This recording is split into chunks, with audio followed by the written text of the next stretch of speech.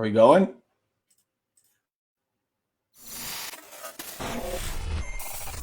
There we go.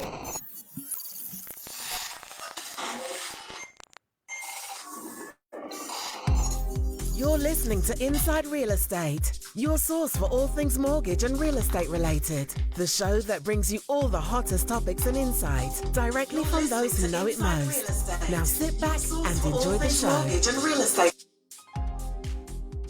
topics and insights directly from those who know it most. Now sit back. Whoa, we cut that off way early this time. Interesting. What is up, everyone? Paul Pasalakis, Brad Weisgerber, Salva Kuzmano. We are the trio, the Tres Amigos of Inside Real Estate. How are you, boys? Doing well. That's good, man. That's good. Sal, you? Sal's muted or something. Can we hear Sal? No. Yeah, we can hear Sal. So I want to start off by saying, obviously, you're good. Okay, good. I want to start off by saying that, like, obviously we've had a lot of traumatic things happen over the last year. I do want to say that I pray for the families of everybody that's been affected. I think this is a horrible thing. It's beautiful to see some of the solidarity. I also see atrocities on all sides.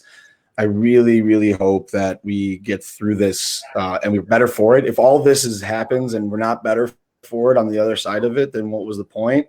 So I pray that at least all this carnage equates to, a better system, a better life for people that have been affected by this. And I pray for our world, but we're not a political show, but I did want to start that off by saying that because I think it's important. I think we stand we stand with peace. We stand with happiness. We stand with, the right thing to do. So again, we pray for all the families that are affected, all the businesses, the people, obviously the death. They're just atrocious, the whole thing. So I wanted to get that out of the way real early, just because I think that's important.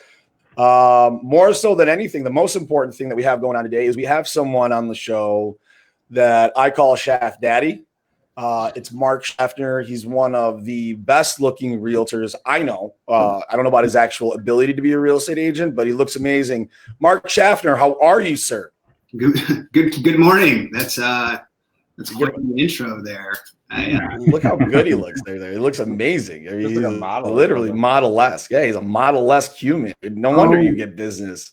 Oh, go on. Yeah. Do I get a back rub with every sale? I would like a back rub with every sale. You do not get a back rub. I'm sorry. That's really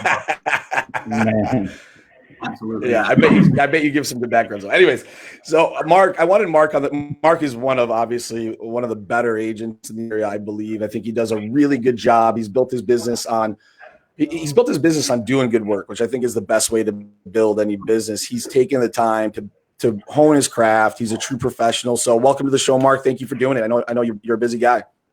Thanks, guys. Yeah, absolutely. Anytime. I always enjoy coming on the podcast and sharing, what I'm hearing, what I'm seeing out in the real estate world. And let's have some fun. This will be great. I love it, man. So today I just want to kind of get into. Obviously, we do this every show, so I want to change it up a little bit. I want to get your thoughts on what you're seeing, what you're feeling. It's interesting, in my opinion, that we've seen an increase in home prices through this, while everything else is kind of crashing and burning, dude. It's really kind of odd. Not odd, but I thought this would happen, but I didn't think it would be this aggressive, that there's such a huge appetite for homes right now. So I kind of want to get a feel from you of like, what has changed from a buyer's mentality through all this and needs, and what has changed from a seller's mentality, and who is actually selling right now? Because that's a big problem in our industry is actual homes for right now. The inventory numbers are so low across the country, dude. Like, it's not just here, right? So, give me your thoughts, man. Right now, what do you feel is different with these people that are looking for homes that wasn't there prior to COVID?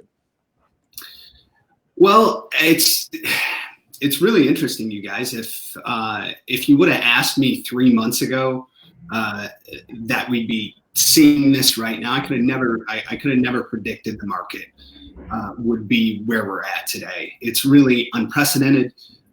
It's a bit surprising, and it's really interesting to see because it's changing on a regular basis as well. It's changing on a daily basis, on a weekly basis, and we really don't know what it's going to be like a month from now. I'm not going to come on the podcast today and try to make any predictions about where we're going to be a month from now because I don't think we can. Yeah, I don't think we can. Yeah, I think trying to predict this market is crazy. You can't. No, you can't. And I'm trying to give that message to people that are looking to buy or sell real estate that you have to do what's right for you, and you have to do what's right for you right now. I think that we could go very high level and look at the numbers, and I think that we should probably do that because the good thing about the numbers in our industry is they're hard, they're real. And we can look at those, and then I always kind of go on two things. I go at the data, and then I go with what I'm seeing and feeling from the small amount of people that I talk to. Because it's just human emotion side. The human is emotion side from a person to person, right? Exactly. And I don't know everything because I only talk to 10, 15, 20 people a day about real estate. There are tens of thousands of real estate conversations going on, and each one of those is different. Every single one of them is different. Yeah, I agree with that.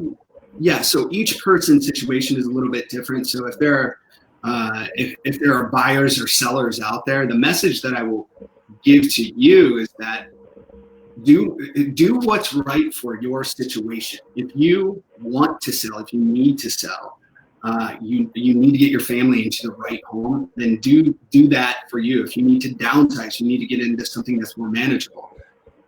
Do that. If you want to move to something with more acreage or more, bigger backyards, a dining room or whatever that feature that might be missing in your current home, do that for you. Right. And Sal, we talk about that all the time. It's like people ultimately, like in a good or bad market, move because they need a house, right? A lot of times, again, we talk about this, your primary home shouldn't be an investment. Right. It's where you live. You know what I mean? So, you making money in your house that you live in is ancillary to the fact that you have to live with your family. Right. So that's just the cherry on top, right? Yeah. So you have that. Yeah, exactly. Then, people are holding out for like a quote unquote, like windfall, right? Like all of a sudden they're going to get this $300,000 house for 200. Like that's not going to happen. Right. Okay, you might get it for 290 if things soften up a little bit, but like there's not this crazy like ledge that we're going to fall off of, and I think that's simply just due to supply and demand. I mean, there are more buyers, there are more people who can buy homes than homes exist, not even sellers. Yeah, right. I mean, you think of like where we live, right? Like everything's all developed already. It's not like you can add land to Royal Oak or Birmingham or whatever, right? And that was built in the 40s, and the population is half of what it is now. So, if you Sal, to kind of go off of that as well, if you look at some of the key metrics, I've actually got them up right here in front of me. If you look at some of the key metrics that we're seeing right now versus last year, let me give you a couple numbers that are going to be real interesting. I'm sure we could probably talk ad nauseum about these, but the number of new listings. In April, unfortunately, the main numbers aren't out yet, so we have to look at April's numbers. So April 2020 versus April 2019. The number of new listings in April of 2019 was 2,584. The number of new listings in April of 2020, 692. So that is a wow, dude, 73%. So you're talking 27% of the same type of action in that side of it. That's the inventory shortage that we have right now. There's 73% fewer homes. What area is that? I should specify that is just Oakland County. Okay, that's fair, but it's a good microcosm. Right. We could have cast a wider net than that, but just for the sake of time, I just ran in Oakland County. I don't think that's far different from county to county, really. I mean, it'll be maybe a little bit up or down, but reality is it's drastically lower, right? Do you expect to see the May comparison from 2019 to 2020, 2020 be way higher from and that backlog of demand flooding in after the stay-at-home order was lifted for real estate? It's a good question, Brad. Again, I have to go off of feel, Right, on this because the numbers are out. Yeah. I think it's going to be way down. Year over year, we're going to see the number of new listings go down. And remember, this is the spring market.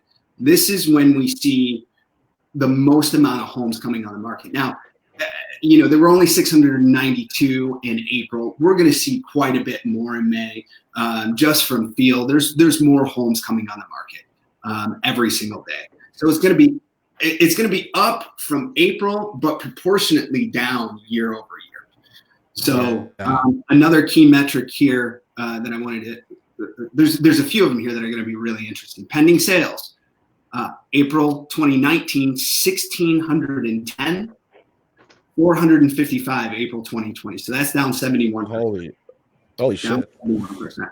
Well, Now, that's wild. Well, here's a couple of things that are going to be interesting because we looked at the number of sales down, number of new listings down. Now let's look at price. Medium sales price, April 2019, 272,750. April 2020, 279,900, up 2.6%. So prices are going up. That's pretty wild. Yeah. It is pretty. And Brad and Sal, think about just from a wealth loss in just the stock market, right? The amount of value that market lost, right?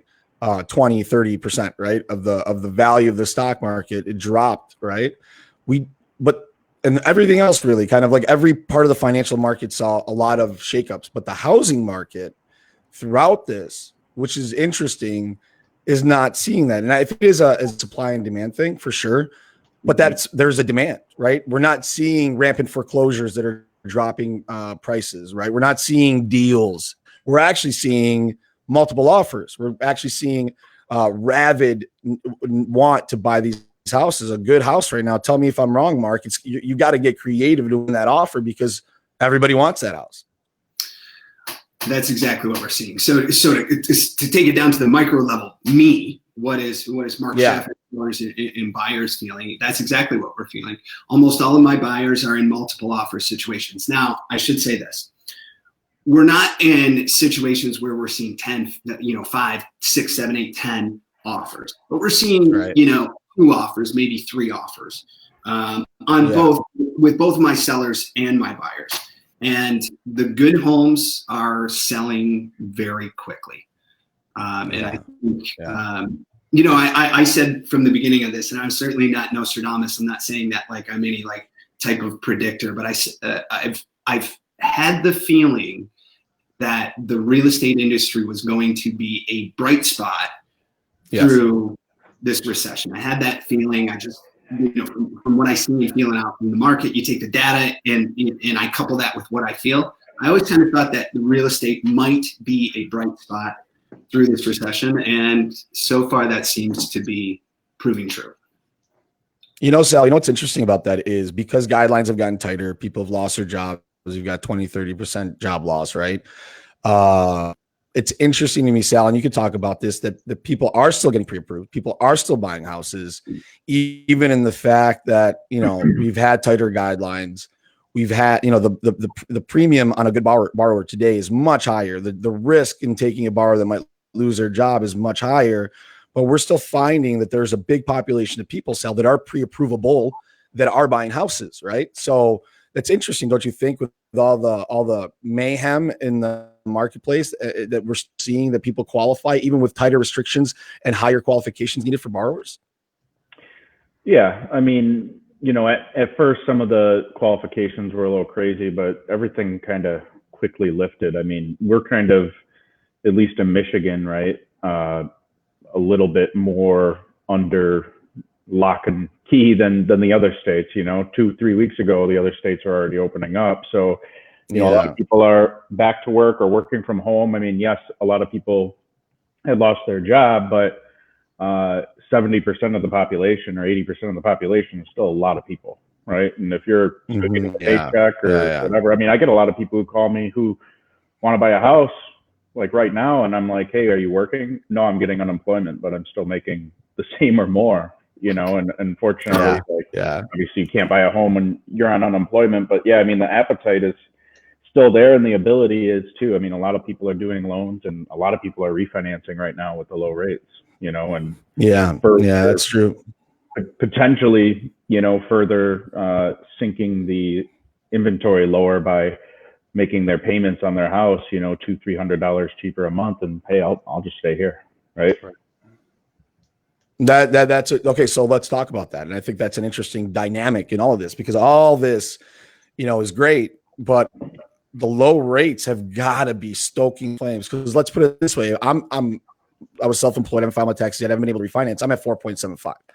I file my taxes. I can refinance, like you said, or I can go afford more house, right? So if I like my house, if I'm happy with my home, I'm probably going to stay, right? But there's a lot of people that want a different house, and the low rate environment kind of affords you the opportunity to justify leaving a house and getting a more house for the same price, right, Sal? I mean, isn't that like a motivator right now, or do you think it's not a motivator as far as rates? I think so. I mean, I think that's like the one thing that in the back of people's heads have them second guess whether they should do it or not, right? Like, like the uncertainty of COVID or the market or whatever, but rates are low, right? Like it's kind of a conversation that I'm even having with myself lately, like, man, should I buy and lock in a lower payment on a big house? But like, what do you buy? Buy? You gotta buy a house. Yeah, don't stay in your house. Buy a house. Less than a mile that way from me. Man. So it's a justifier, right? It can justify and like something that you're feeling, and it can give you a reason to kind of push you over that, right? Most people are payment people, like you go to the dealership and you say, all right, love this car, what's the payment? Right? Like make that happen. And the same is to a degree true with the home, right? Like people aren't thinking, how much interest am I going to pay over the life of the loan? They want the cheap payment, right? Right. Some people are, but most people, especially like first time buyers, are like, man, I don't want my payment to be over, X amount. So right. But 2 years ago, people will find a way to justify anything. If they want a bigger house, they'll justify it with a lower rate. They'll justify it with the payment's similar or whatever however they want to justify it, right? To make themselves feel better. That's a really good point. They're going to justify it one way or another. The actual fact of the rate being low, it helps. Right? Makes it easier to buy a house or upgrade a house. And I think that, it's a good time to do so. But at the same time, people sometimes think that, and it's like, well, they're not ready to take the steps of listing their home or doing what's really needed. I mean, if you really want to do that and you can't qualify to buy the house without selling yours, you gotta get real serious. There's prep that goes into it. You got to make sure you get pre-approved. You got to talk to an agent, get your house ready to like go live, right? Get the landscaper, declutter. I talk to a lot of people and it's like, hey, I want to do this, but I got to sell my house. We're thinking we're going to find a house and get an offer accepted contingent, then throw ours on the market. I'm like, okay. Not a good idea. Probably not a great plan, but Mark, are these conversations that you're having about this? I mean, is this something that comes up with the kind of like, hey, here's a benefit of you moving right now? Is that something that you use to speak to people about? Like, some people might not even really realize that the difference in rate might actually give them the same payment with a bigger house. We have a situation where with a lot of folks, that's a pretty good situation to be in. And that's, we purchased this home however many years ago, and it's increased in value. Yeah. And we've been paying down, we've been paying down our principal. So we have a lot of people that are in the market right now that have a fair amount of equity in their homes. Because that's what home ownership is. It's a piggy bank because you're paying down the principal on your mortgage every single month. But then it's an appreciating asset. So we have a lot of people that have equity and they're looking at that going, wow, I'm sitting on 60, 70, 100,000, however much money in equity. And then we're looking at homes, to get to where we want to be it the school district or the home or the neighborhood that we want to be in. And because rates are so low, it's much more affordable. So you've got money from equity, and then you've got cheap money to borrow. And it's just a really good scenario for a lot of people to get to where they want to be for the right place for their family. Yeah. I'm having that conversation all the time with folks, and it's a pretty good situation to be in. What are you finding, Mark? Because obviously there's a lot of people who bought, like, let's say 2012, 2013, maybe even 2014, and those homes have appreciated, 5, 10, 15%, right? And especially, I mean, maybe even more depending on the area, right? But like me, for example, I bought my house in end of 2017, right? I think I closed like New Year's Day, but the day before. But I put 3% down when I bought my house, right? And if I do the math of, running the commissions and whatnot, I'm like maybe walking away with 10 grand, like on a $300,000 house. What are you seeing? Are you finding some people who want to sell and buy and maybe need their proceeds but aren't able to, like a lot of first time buyers who are now thinking about like upgrading their house? And if they didn't save any money, I mean, I don't think they're going to be coming out on the other end with much. Yeah, you have to sit down and do the numbers, right? Because there are costs associated with selling your home.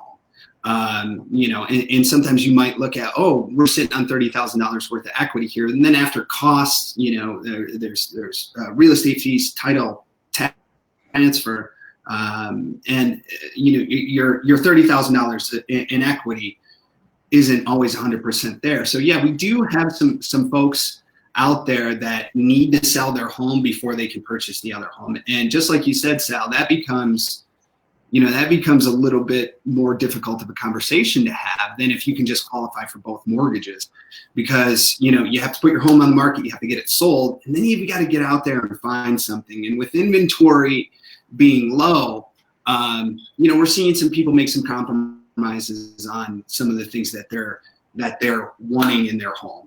And that's okay. If you can get 8 out of your 10 absolute needs in a home, then that's a win.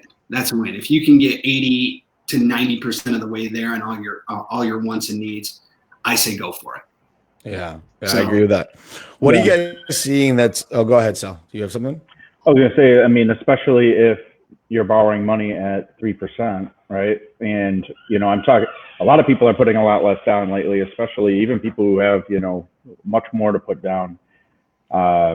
They're basically like, hey, well, instead of maybe finding the turnkey house, right, I'll put 10% down and invest that other 10 into the kitchen, the bathroom, whatever they want, right? And effectively increase the value of their home while still having a manageable payment. Yeah, and I think, Sal, I think you make a really good point. Less down right now because the money that you're borrowing is so cheap. So if you do have $50,000 worth of equity that you're going to get when you sell your home, a lot of owners are having the thought, maybe instead of putting that 20% down, maybe I only put 5% down and I keep my cash in my pocket and I improve the home. I put in a new kitchen.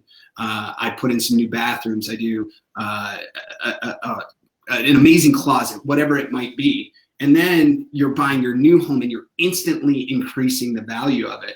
And I think from an investment standpoint, because money's so cheap right now, that's a pretty savvy move. And I'm seeing a lot of sellers who are eventually buyers as well do that. Yeah, that's true. And Sal, you know this, you can't pull cash house unless you do a refinance or sell it, right?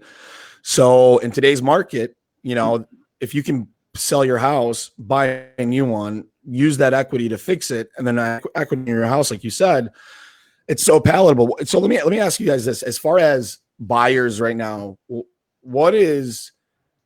are they understanding the challenges of the market, or are they thinking that the market is status quo from what it was? Are you guys seeing is it a challenge right now to educate buyers and sellers really on the new situation we're in? Because it happens so fast and sometimes the end user doesn't really end up feeling it, right? They don't feel that difference in the market. They think well, I'm borrowing money. I'm well qualified. Why the fuck am I not getting into this house? Right. But the reality is, Sal, and you know this, it's harder. It's a lot harder to get a deal done today than it was before. Even though it was hard before, we learned to live in that new normal, that old normal. Now that things are more tight, how are you guys communicating that to borrowers that just aren't really getting it? Because that could be kind of frustrating. Well, are you talking about finding a house, getting an offer accepted, or like the mortgage?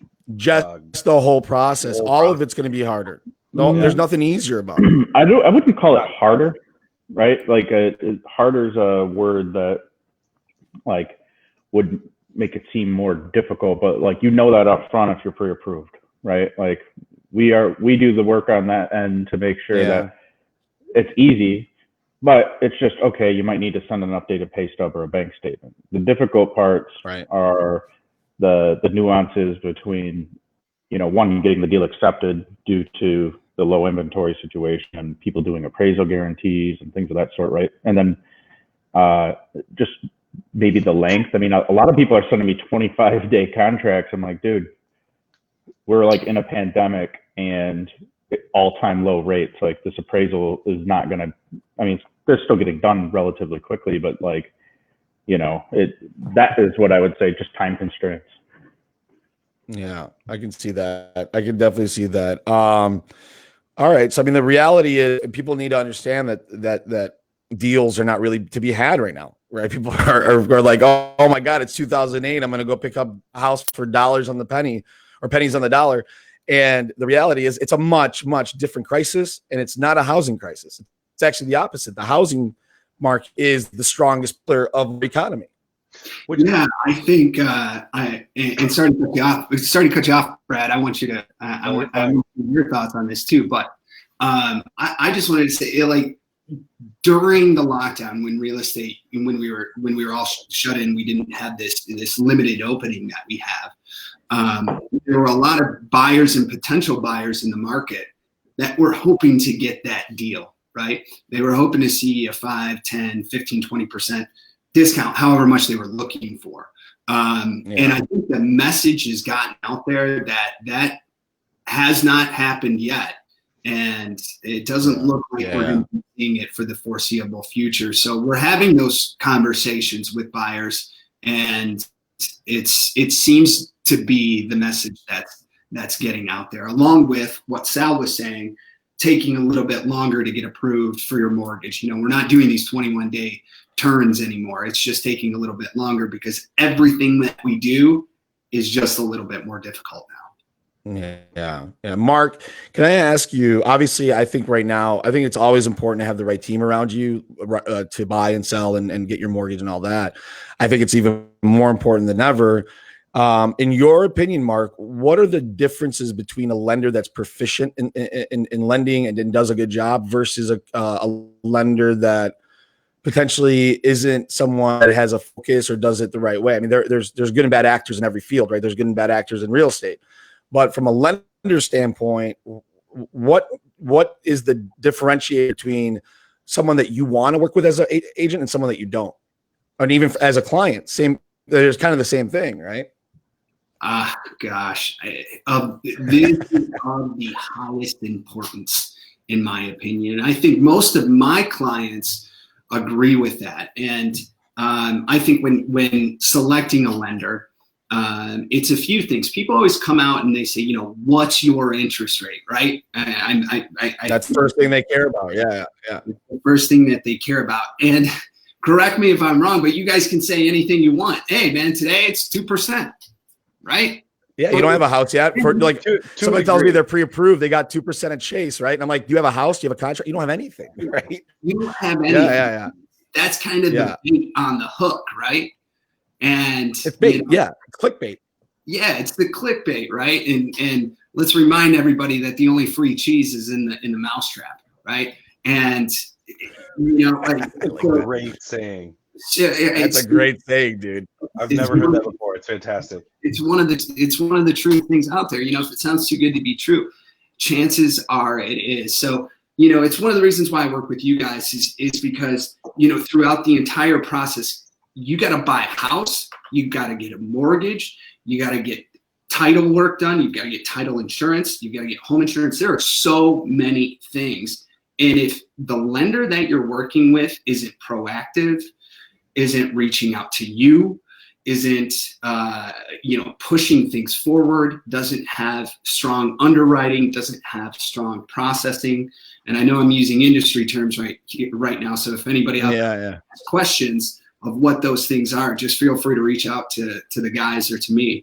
But if those things aren't watertight, then the process is just going to be more stressful, and that's what you don't want when you're buying a home. So don't get fooled by some pie in the sky rate, because it should be the whole package. It should be. Mark, are you saying rate's not the most important thing, Mark? That's exactly right. How is rate not the most important thing? What do you mean?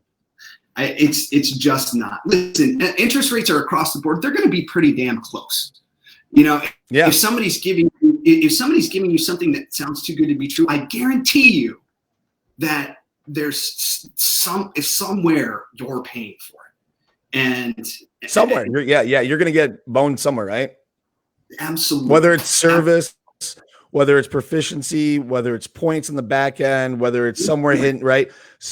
It's going to get, and if they're a cut rate broker, are they really going to be able to perform properly? Because being the cheapest option means you have the cheapest product because you can't afford to give them the top level service, right? And not the cheapest rate to me means that it's some lender online in Wisconsin where some dude sitting in his basement. You know what I mean? Like it's not like that's what I see in my head. Right? I don't see these low rate. The lowest rate in the market is not the best value, in my opinion.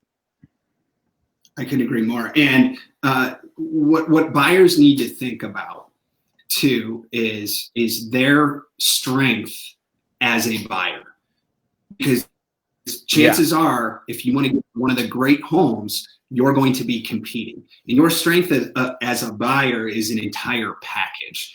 It's your down payment. It's it's your offer price.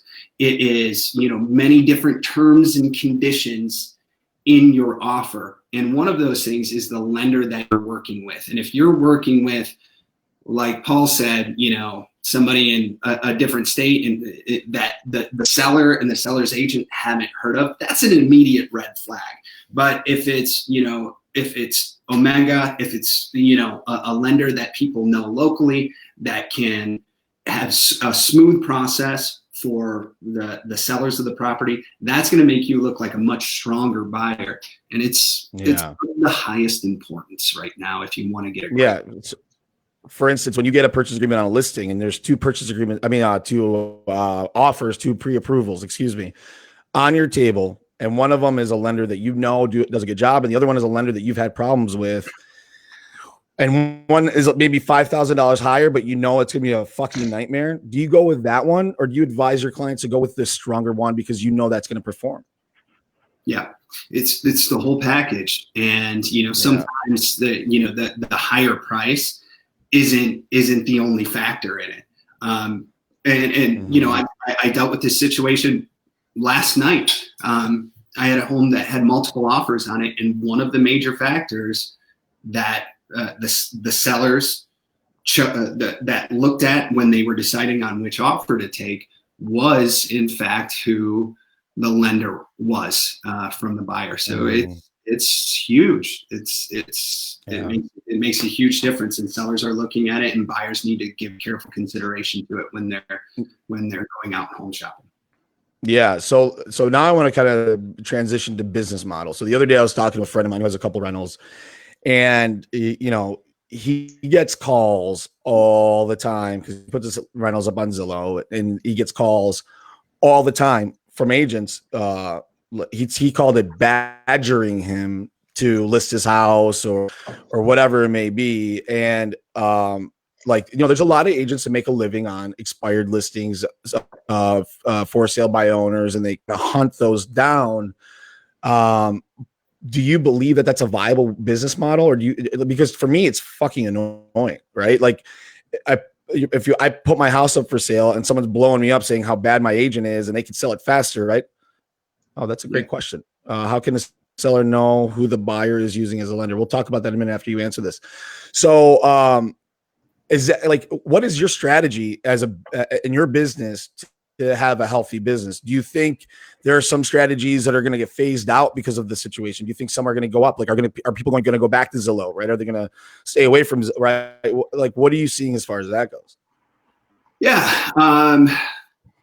So I think we're talking about like a for sale or for lease. Let's just go for sale because that's mostly what I do. For sale by Yeah. Yeah. Listen, I say this: if you want to give, you got to think of everything, right? If you're a seller and you want to give for sale by owner a try, go for it. Like, go for it. But there are some things that you need to think about, and I think the biggest factor is that if you are going for sale by owner, your home is only going to be exposed to a portion of the market.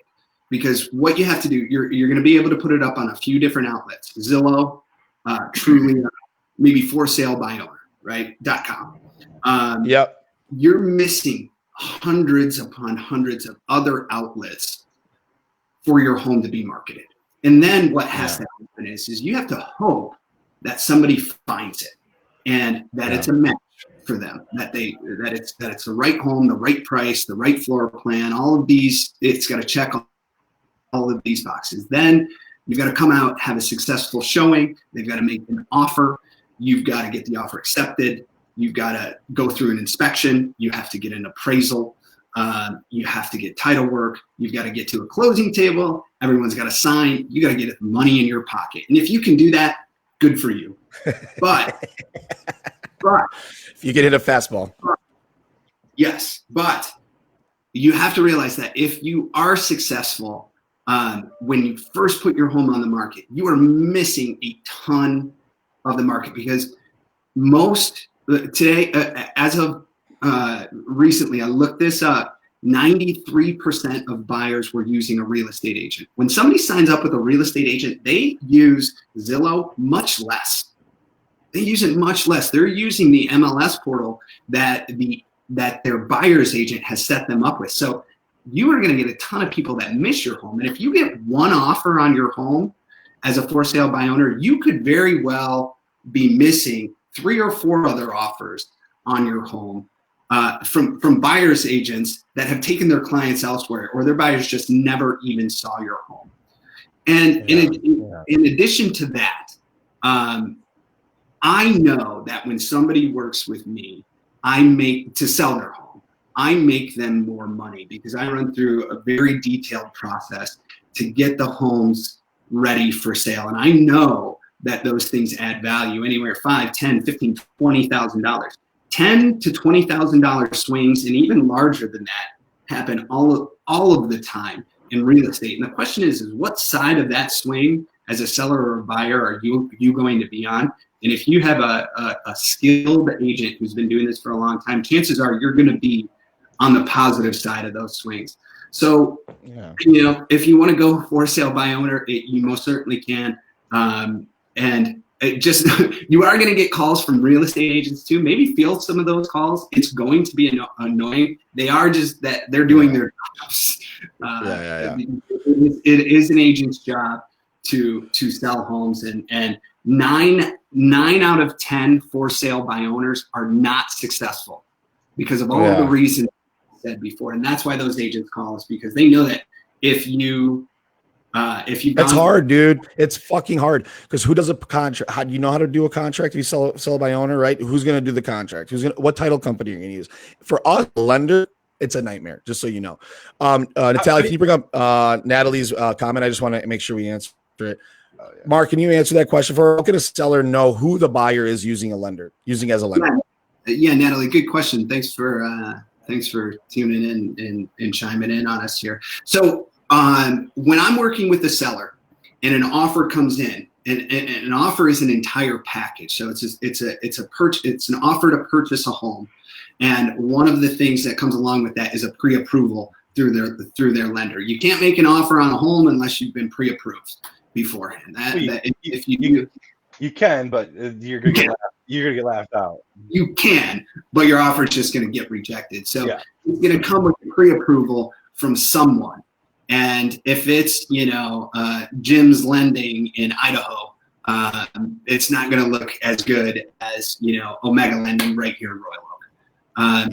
Sal, I'm sorry to cut you off, but Sal, and to be fair, a pre-approval, surprisingly, as important as it is to make an offer, Mark, pre-approval is not standardized across the country. There's no rules on how to issue a pre-approval. So realistically, Sal, could a loan officer, Bert, you know the answer to this too, could a loan officer just issue a pre-approval without anything? Is there a law that says how? It's a good question, because I have this often with clients, right? They're like, well, if I run numbers on one house, are you going to pull my credit again to do them on another? Or, right, the reality is a pre-approval is a Word document or a PDF, right? And it's essentially someone signing on that sheet that, yes, I've gone through and I've made sure that this person can buy a home.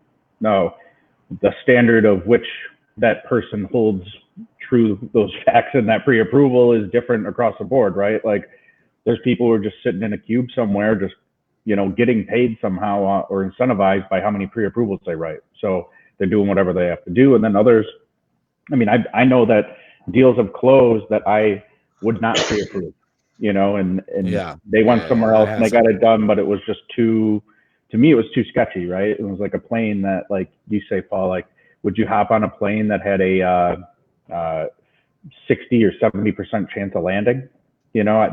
Probably not. I don't want to risk the 30% of that. So, right.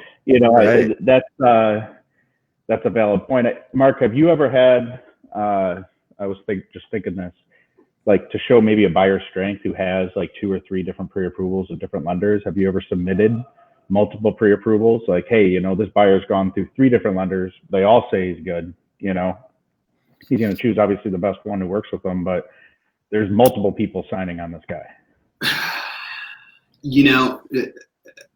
Good question. I have not.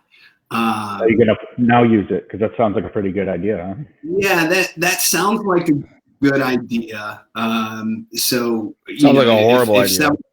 That sounds like it could be confusing. I don't know. Yeah, that's a horrible idea. Too many cooks in the kitchen, bro. Because the last thing I want is to say, hey, look, I've got 3 pre-approvals here. And then submit the offer, and with it being unknown, right. And the other thing that I don't want to do is I don't want to have a pre-approval when I'm making my offer, and then after the offer gets signed, they decide to switch lenders. That's not good. Which probably happens. All right, John, okay. Right? Because it does. The reality is, and I feel like people, a buyer, they'll shop the pre-approval up front, and they should work with someone who they feel comfortable with, right? But maybe they do have, they're talking to 2 or 3 different lenders. The reality is, if you're shopping for rates, you do it when you get the house, not what they're hypothetically offering you on a pre-approval. So I feel like that probably happens often. I know often deals are accepted with other people, and then we end up writing the deal for whatever reason. Well, I think the multiple pre-approval letters goes back to, what Mark was saying about getting that offer as a listing agent, as a seller, and looking at the lender, the whole package, right? Who's the pre-approval letter from? You have multiple pre-approval letters. Maybe one lender you absolutely hate, one is great, but you don't know which one's going to be, so you can't really judge that offer, right? Same thing with not standardizing the pre-approval letter. It's really kind of a joke, and why it's so important, like Mark said, to know who your lenders are or what the reputation of these lenders are. Because if you see a approval letter come through from Joe's Mortgage Hut, you don't know what the standards are for that pre-approval letter. It could just be some guy drinking beer in his basement, like you said. Write your name down on a piece of paper and ship it out.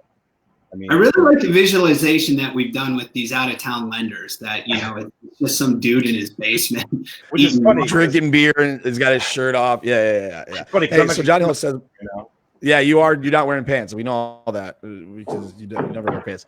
John Hill says, Mark, how important technology and the interaction with the lenders? I'm going to answer that real quick, and from my perspective, and you can too. I think technology is great but it does not supersede the human experience, and it should accentuate it.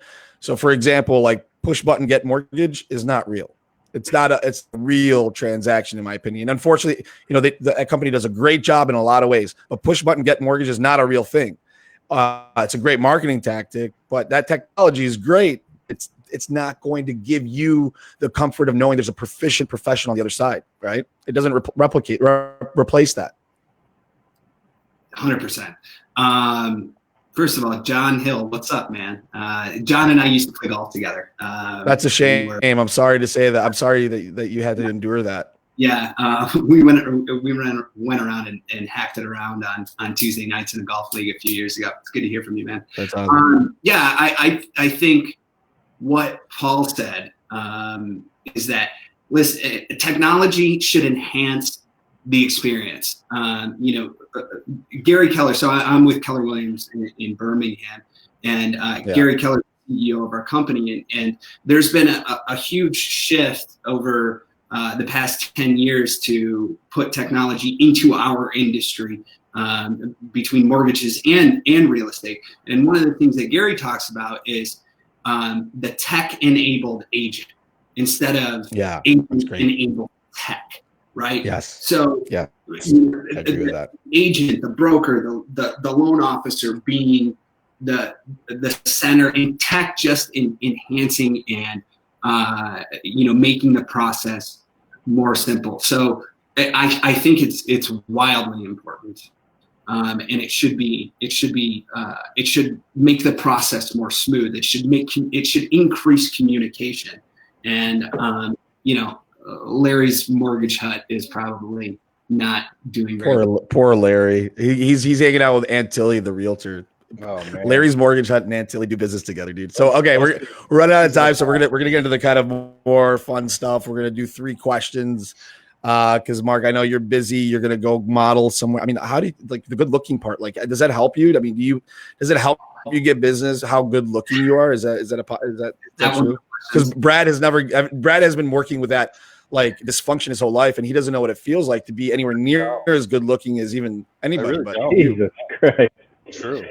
If I like that, I'd be on every billboard I could buy. Brad, don't take that shit from him seriously. I can. It's not. You shouldn't take this shit, but it's reality, so it's hard. I can't answer that question. You'd have to ask my clients. I don't know. If that. Yeah, I'm just joking. I'm busting your balls. All right. I think it's more 3 questions. Ability and knowledge. You're a professional. As good as you're not just all good looks and a good smile. So I'll attest to that.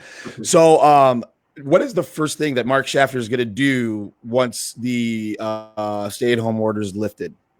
Oh, I'll give you an example. Sal, yesterday we asked Sal, "Hey man, are you going to go to the Rock when the stay-at-home order is lifted?" He said, yes, Monday, Tuesday, Wednesday, Thursday, Friday, Saturday. Like, that's what he said, right? I mean, so he's ready to go to the business, Yeah, it's supporting your habit more than anything.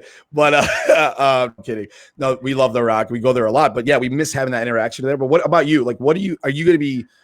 Is anything going to change for Mark Shaftner's life? Where when it's lifted, are you going to do more things, or are you going to kind of still stay subdued in your actions? Yeah, it's interesting. I don't know. It's. I guess we'll see when next Monday comes, when things open up. How I feel. But for me, really, the first thing I'm going to do is I'm gonna go to my gym and work out. That's the thing that I miss the most. I'm a CrossFitter, and I've really missed the community at my gym, and I've missed the equipment, the coaching. And just that's my hobby. So absolutely. What are the chances we talk you into going to the Rock? Dude, of course. It's 100% chance. What are you talking about? I mean, it's funny about the gym thing. Brad was saying the same exact thing. He cannot wait to get back to the gym. Can't wait. Man. I'm excited. Drive by and take a look at the lights. Keep driving. Now that elective surgeries will be back on, are you still on to get that nose job? Ooh. I've been trying to for the last years. Listen. That's a great point. So I'm going to use my deviated septum. I'm going to chop this thing off. You know how good looking I'll be once I get rid of this fucking beak? This thing's been holding me back my whole life. Are you gonna get like a Michael Jackson nose? Just No. like a I'm little gonna piece of go for a Play-Doh? Schaffner. I'm gonna There go with you that. go. Look at that. Yeah. I'm gonna go with the Oh, Shaftner.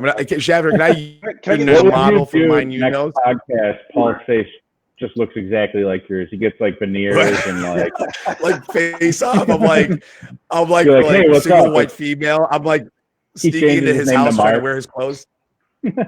I'm in love with I'm Mark. in- That's what it is. All right, that took a turn. Next That's a question. big turn. All right, next question. What have you found to be more valuable through the pandemic that you didn't really that you feel like you might have neglected or not noticed that was important before, that now you look at and say, man, I really realize how important that thing is to me now? I love this question. I would say being present and slowing down. Yeah. I think that this one thing it's done for me that's good is it's slowed me down and you know put me more present with everything, what I'm doing, you know, who I'm talking to. Like even little things like washing the dishes.